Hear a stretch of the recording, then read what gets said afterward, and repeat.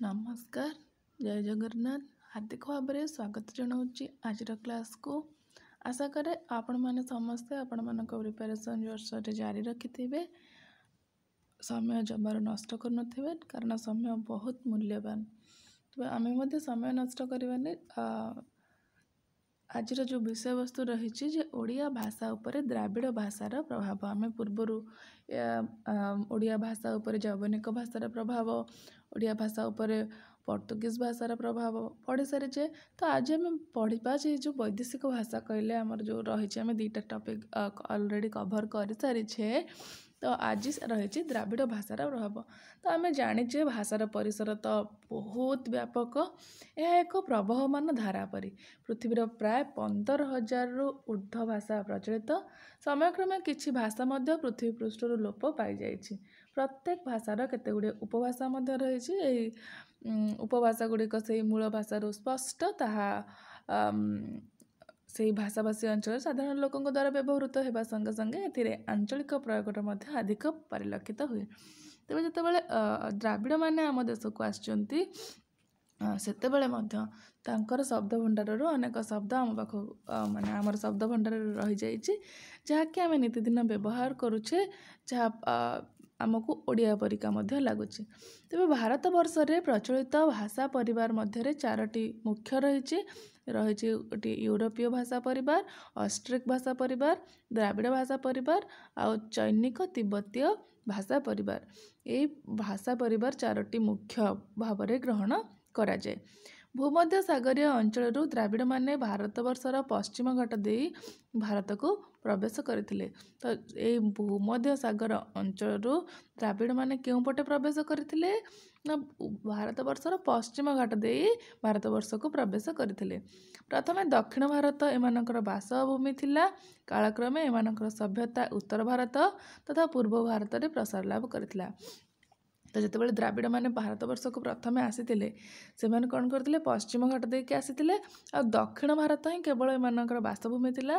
तार परवर्ती समय उत्तर भारत रे सेमाने तांकर बसति स्थापन कले, तार परवर्ती समय पूर्व भारत रे मध्य तांकर बसति स्थापन करिसंती। द्राविड़ भाषा 2500 वर्षरु अधिक प्राचीन बोली अनुमान करा जाए। तेबे जो द्राविड़ भाषाटी आम आज पढ़ुचे यह 2500 वर्षरु अधिक प्राचीन बोली अनुमान करा जाए। आर्य परिवार मूर्धन्य ध्वनि गुड़िक ट ठ ड ढ ण ये ताड़ित ध्वनि ड ढ द्राविड़ परिवार प्रभावर फल भाव में ग्रहण करा जाए। तेबे जो मूर्धन्य ध्वनि आम जो व्यंजन वर्ण पढ़ुचे से मूर्धन्य ध्वनि गुड़िक मध्यरु जो ताड़ित ध्वनि रही ड आउ ढ ताहा द्राविड़ परिवार बोली जना जाए। अनेक भाषाविद मत भारतीय आर्य भाषा मानकरे प्रचलित 3 लिंग हेउची द्राविड़ प्रभावर फल। तो अनेक आर्य माने कहती कौन जो आमर जो लिंग रही आम पुल्लिंग स्त्रीलिंग आउ क्लीबलिंग बोली पढ़ुचे। तो यह हेउची द्राविड़ माने जेतेबेले आसीथिले तांकरी प्रभाव बोलिकी सेमाने मध्य कहते। संस्कृत तथा अन्य भारतीय आर्य भाषा मानकरे प्रचलित पर्याप्त शब्दर मूल हेउची द्राविड़। तेबे जेते सबु प्राचीन शब्द रही से सबको ये द्राविड़ भाषा तार मूल बोली कह जाए। जेमिति कि आमे अणी, अंबा, अंड, अलस, अलंधु, अल्प, आखेट, आडंबर, आलू, कठिन, कोकिल, खंडन, पग, बलय, शब, कोण, फल, मर्कट, मणि, मुकुल, पेट इत्यादि आम सब शब्द आमर द्राविड़ शब्द रही। कथक दृष्टि द्राविड़ भाषा हेउची भारतर द्वितीय बृहत्तम भाषा। माने कहवा दृष्टि आमर द्वितीय बृहत्तम भाषा हेउची कौन यही द्राविड़ भाषा। भारतर प्राय 1/6 लोक यही द्राविड़ भाषा रे कथबार्ता हुअन्ति। मन रखिबो पूर्वरु आमे पढ़िथिले जे वैदेशिक भाषा आमर केमिति पोर्तुगीज माने आसचंती, ता परवर्ती समय रे इंग्रेज माने मध्य आसीबे। तेणु जे ये जो कहवा दृष्टि से तो आमर लिखन दृष्टि किंतु कहवा दृष्टि आमर द्राविड़ भाषा हेउची भारतर बृहत्तम भाषा। ପ୍ରାୟ 1/6 ଲୋକ ଏହି ଭାଷାରେ କଥାଭାଷା ହୁଅନ୍ତି। ପୃଥିବୀର ଭାଷାଭାଷୀଙ୍କ ସଂଖ୍ୟା ଦୃଷ୍ଟିରୁ ଦ୍ରାବିଡ଼ ଭାଷାଗୋଷ୍ଠୀ ପଞ୍ଚମ। ଏଇଟା ମଧ୍ୟ ମନେ ରଖିବ।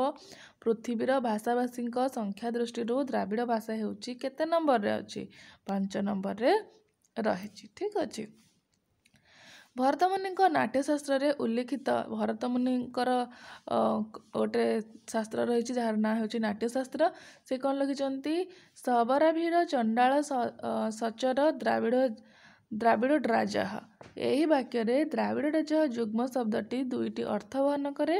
ଦ୍ରାବିଡ଼ ଭାଷା ଓ ଉଡ୍ରଜା ଭାଷା ବା ଓଡ଼ିଆ ଭାଷା ପ୍ରଥମଟି ହେଉଛି। ଦ୍ୱିତୀୟଟି ହେଉଛି ଦ୍ରାବିଡ଼ ଏକ ବିଶେଷଣ ପଦ ମଧ୍ୟ ସେ କହିଛନ୍ତି। ବିଖ୍ୟାତ ଭାଷାବିତ୍ ସୁନୀତି କୁମାର ଚାଟାର୍ଜୀଙ୍କ ମତରେ ଖାରବେଳ ଏକ ତେଲୁଗୁ ଶବ୍ଦ। ତ ଯେତେବେଳେ ଏଇ ଯେଉଁ ଖାରବେଳ ଶବ୍ଦଟା ଆମର ରହିଛି, ଆମେ ଯେଉଁ ରାଜା ମହାମେଘବାହାନ ଖାରବେଳ, ତ ସେ କହୁଛନ୍ତି ଖାରବେଳଟା ହେଉଛି ଗୋଟେ ତେଲୁଗୁ ଶବ୍ଦ। ଖାରର ଅର୍ଥ ହେଉଛି କଳା ଆଉ ବେଳର ଅର୍ଥ ହେଉଛି ବର୍ଚ୍ଛା। ତ ଏହାର ଅର୍ଥ ହେଉଛି କୃଷ୍ଣ ବର୍ଣ୍ଣର ବର୍ଚ୍ଛା ପରି କଳା ଓ ଭୟଙ୍କର। ହାତୀଗୁମ୍ଫା ଶିଳାଲେଖରେ ଦ୍ରାବିଡ଼ ଶବ୍ଦ କ'ଣ ରହିଛି ଦେଖ? କୁଡ଼େପ ବଡ଼ୁଖ। ଏଇ ଦୁଇଟି ହାତୀଗୁମ୍ଫା ଶିଳାଲେଖରେ ମଧ୍ୟ ଦେଖିବାକୁ ମିଳେ। ଓଡ଼ିଆ ଭାଷାରେ ଅଷ୍ଟମ ଶତାବ୍ଦୀ ପୂର୍ବରୁ ପ୍ରଚଳିତ ଦ୍ୱିତୀୟ ବିଭକ୍ତିରେ କୁ ପ୍ରତ୍ୟୟ ମଧ୍ୟ ଦ୍ରାବିଡ଼ ଭାଷାରୁ ଗୃହୀତ ହୋଇଛି। ତେବେ ଆମେ ଯେଉଁ ଦ୍ୱିତୀୟ ବିଭକ୍ତି କୁକୁ ବ୍ୟବହାର କରୁଛେ, କୁ ପ୍ରତ୍ୟୟ, ତାହା ମଧ୍ୟ ଏଇ ଦ୍ରାବିଡ଼ ଭାଷାରୁ ଆସିଛି ବୋଲି ଅନୁମାନ କରାଯାଏ ଓଡ଼ିଆ ଭାଷାର ଅଷ୍ଟମ ଶତାବ୍ଦୀ ପୂର୍ବରୁ। ତେବେ ଓଡ଼ିଆ ଭାଷାର ଶବ୍ଦ ସମ୍ଭାର ମଧ୍ୟ କିଛି ରହିଛି, ଆମେ ଦେଖିବା। ଯେମିତି ଓଡ଼ିଆ ଶବ୍ଦ ରହିଛି ଅକସ, ତାର ମୂଳ ଦ୍ରାବିଡ଼ ଶବ୍ଦ ରହିଛି ଅକଇ, ଆଉ ଏହାର ଅର୍ଥ ହେଉଛି ହିଂସା, ଅସୁବିଧା, ଅସୂୟା। ସେମିତି ଅଗାଡ଼ି ଓଡ଼ିଆ ଶବ୍ଦ, ମୂଳ ଦ୍ରାବିଡ଼ ଶବ୍ଦ ରହିଛି ମଧ୍ୟ ଅଗାଡ଼ି ବା ଅଗାଡ଼ୁ କୁହାଯାଏ। ତାକୁ ଶସ୍ୟହୀନ ଧାନ ଶସ୍ୟ କୁହାଯାଏ। ଅଡ଼ୁଆ ଓଡ଼ିଆ ଶବ୍ଦ ଥିଲାବେଳେ ତାର ମୂଳ ଦ୍ରାବିଡ଼ ଶବ୍ଦ ହେଉଛି ଅଡ଼ୁଆ, ତାର ଅର୍ଥ ହେଉଛି ଅସୁବିଧା, ପ୍ରତିବନ୍ଧକ। ଅଣ ଓଡ଼ିଆ ରହିଛି, ତାର ମୂଳ ଦ୍ରାବିଡ଼ ହେଉଛି ଅଣମ, ତାର ଅର୍ଥ ହେଉଛି ଝୋଳ। ସେମିତି ଅଣ୍ଟା, ଅଣ୍ଟା ହେଉଛି ଆମର ଓଡ଼ିଆ ଶବ୍ଦ, ତାର ମୂଳ ଦ୍ରାବିଡ଼ ହେଉଛି ଉଟୁ ବା ଉଟା, ତାର ଅର୍ଥ ହେଉଛି କଟି। ଅରୁଆ ଓଡ଼ିଆ ଶବ୍ଦ, ତାକୁ ମୂଳ ଦ୍ରାବିଡ଼ ଶବ୍ଦ ହେଉଛି ଅରି ବା ଅରା, ତାର ଅର୍ଥ ହେଉଛି ଅସିଝା ଧାନରୁ ଜାତ ଚାଉଳ। ସେମିତି ଓଡ଼ିଆ ଶବ୍ଦ ରହିଛି ଆକଟ, ଆକଟର ମୂଳ ଦ୍ରାବିଡ଼ ଶବ୍ଦ ରହିଛି ଆକଟନ, ତାର ଅର୍ଥ ରହିଛି ରୋଧ। ଓଡ଼ିଆ ଶବ୍ଦ ରହିଛି ଆଟିକା, ଆଉ ମୂଳ ଦ୍ରାବିଡ଼ ଶବ୍ଦ ରହିଛି ଆଟିକ, ତାର ଅର୍ଥ ହେଉଛି ମାଟିହାଣ୍ଡି। ସେମିତି ଆରିସା, ଆରିସା ଓଡ଼ିଆ ଶବ୍ଦ, ଆରିସାକୁ ଆମର ମୂଳ ଦ୍ରାବିଡ଼ ଶବ୍ଦ ରହିଛି ଆରିସା ବା ଅରସି ବା ଅରିସୁ ମଧ୍ୟ କୁହାଯାଏ। ଏହାର ଅର୍ଥ ହେଉଛି ତେଲ ପିଠା। ଚାଉଳ ଚୁନା ଆଉ ଗୁଡ଼ରେ ତିଆରି ଯେଉଁ ତେଲରେ ଆମେ ଛାଣିକିରି ବିଭିନ୍ନ ପ୍ରକାର ଘରେ ଦେଖିଥିବ ପିଠା ଛାଣିକି ଖାଆନ୍ତି, ସୁଜିରେ ହେଉ, ମାନେ ସୁଜି, ଗୁଡ଼, ନଡ଼ିଆ, ତ ପୁର ଦେଇକି ବିଭିନ୍ନ ପ୍ରକାର ପିଠା ହୁଏ, ତାକୁ ଆମର ସେ ଆରିସା ବୋଲିକି କୁହାଯାଏ। କିମ୍ବା ଚିନିରେ କିମ୍ବା ଗୁଡ଼ରେ ମଧ୍ୟ ଚାଉଳ ଦେଇକି ଚିନି ଆରିସା, ଗୁଡ଼ ଆରିସା ମଧ୍ୟ ପିଠା କରାଯାଏ। ତାପରେ ରହିଲା ଆମର ଏଣ୍ଡୁରି। ଏଣ୍ଡୁରିକୁ ଓଡ଼ିଆରେ ଆମର କୁହାଯାଏ ଏଣ୍ଡୁରି, ଆଉ ତାର ମୂଳ ଦ୍ରାବିଡ଼ ଶବ୍ଦ ରହିଛି ଇଡଲି, ଆଉ ତାକୁ ଆମେ ତାର ଅର୍ଥ ହେଉଛି ବିରି ପିଠା ବିଶେଷ। ସେମିତି ଓଲିଆ ଓଡ଼ିଆ ଶବ୍ଦ, ମୂଳ ଦ୍ରାବିଡ଼ ହେଉଛି ଉଲାଉ, ଆଉ ତାର ଅର୍ଥ ହେଉଛି ବାରବୁଲା। ସେମିତି କକା ଓଡ଼ିଆ ଶବ୍ଦ, ଆଉ ମୂଳ ଦ୍ରାବିଡ଼ ହେଉଛି କୁକୁ ବା ବଡ଼ ଭାଇ ତାକୁ କୁହାଯାଏ, ଆଉ ତାର ଅର୍ଥ ହେଉଛି ବାପାଙ୍କ ସାନ ଭାଇ। ସେମିତି କଚଟ, ଆଉ ତାର ମୂଳ ଦ୍ରାବିଡ଼ ହେଉଛି କଦଟୁ, ତାର ଅର୍ଥ ହେଉଛି ମଳି।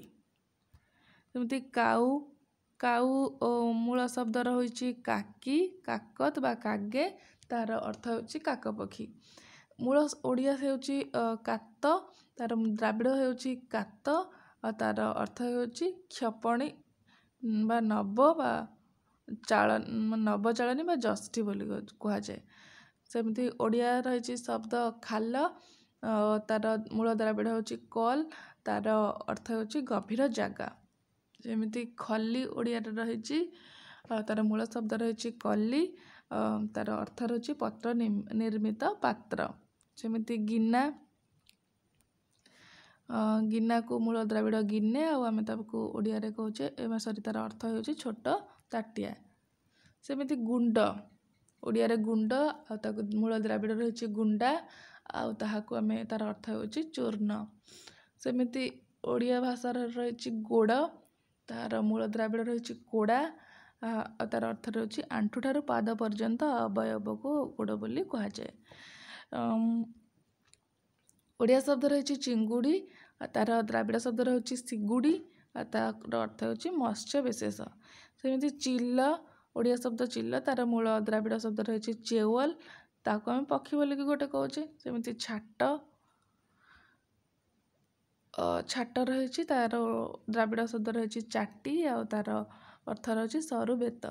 ଓଡ଼ିଆ ଶବ୍ଦ ରହିଛି ଝାଞ୍ଜି, ଦ୍ରାବିଡ଼ ଶବ୍ଦ ହେଉଛି ଜିଞ୍ଜା, ତାର ଅର୍ଥ ହେଉଛି ଗରମ ପବନ।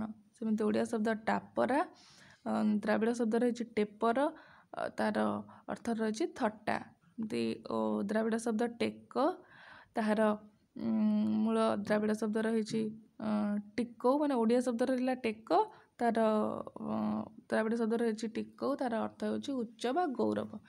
ସେମିତି ଓଡ଼ିଆ ଶବ୍ଦ ରହିଲା ତୋଟା, ଦ୍ରାବିଡ଼ ଶବ୍ଦ ରହିଲା ତୋଟେମ୍, ତାକୁ ଆମେ ଫଳ ବୃକ୍ଷ ଉଦ୍ୟାନ ବୋଲିକି ମଧ୍ୟ କହିଥାଉ। ସେମିତି ପିଲା